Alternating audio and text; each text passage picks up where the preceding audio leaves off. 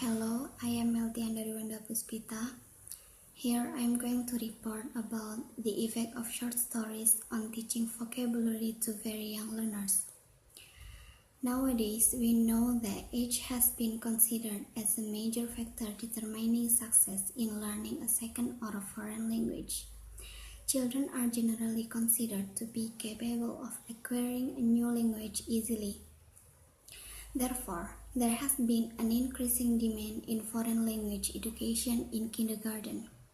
In this period, teaching very young learners requires a new perspective in comparison to teach adults. The mood of very young children tends to change in every minute, but on the other hand, they can show a greater motivation to learn foreign language than most adults do.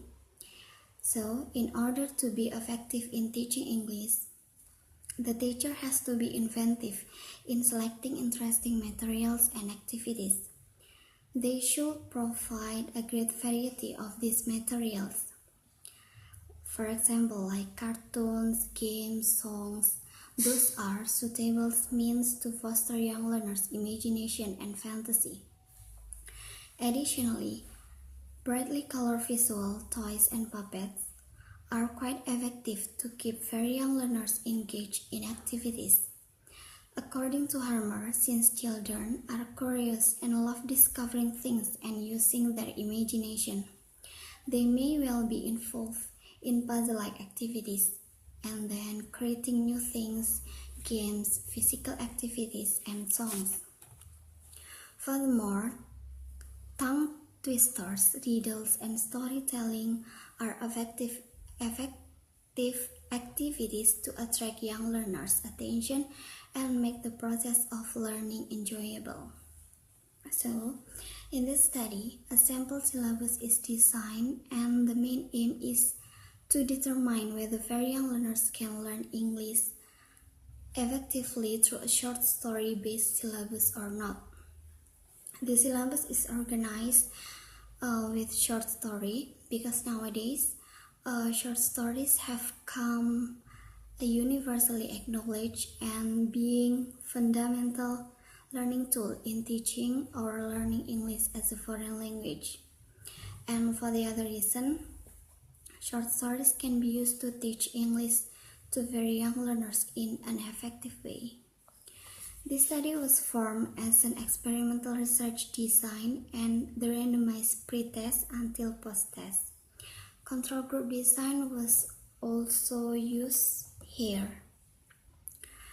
And it was for determining the success of treatment were used in this study. The study is carried out just for the participants in the experimental group, and the control group is just observed. The results of the pre-test until post-test were analyzed via video recordings and observations for two groups. And in order to reach more valid results, the students were observed 2 until 6 weeks after the main study. So the first, a private preschool in Ankara was chosen randomly. The participants were 28 preschoolers, and then they were classified into two groups. The first one is the experimental group and the second one is control group. Then the observation checklist was formed by reviewing the literature in the field, and this checklist was used as both pre-test and post-test data collection tool for the study. The syllabus and short story-based activities were implemented just in experimental group for 7 weeks.